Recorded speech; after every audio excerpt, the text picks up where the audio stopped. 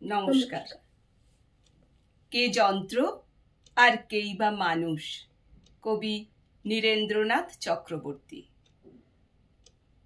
ট্রামের থেকে লাফিয়ে নেমে যেই দিয়েছেন হাঁটা, শ্যামবাজারের টোটা বাবুর পকেট গেল কাটা।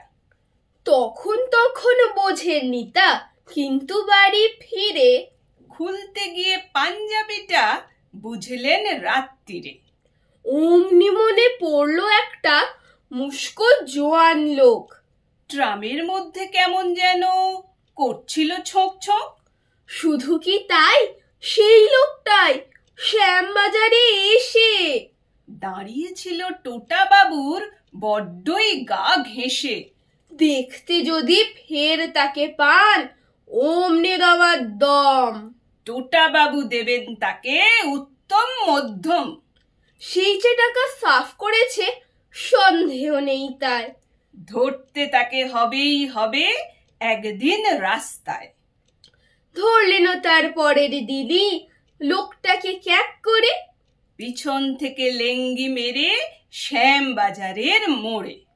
ধরেই তিনি বলেন হেঁকে, ওরে পকেট মার, কাল নিয়েছিস যে টাকা তুই এক্ষুনি করবার।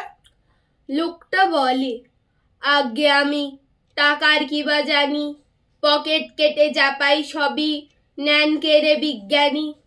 তার কথাতেই পকেট মারি, জাপাই তাকেই দেব, আমি নেহাত অ্যান্ড্রয়েড যে মানুষ রূপী রোবো। জবাব শুনে টোটা বাবুর চক্ষু ছানা বড়া।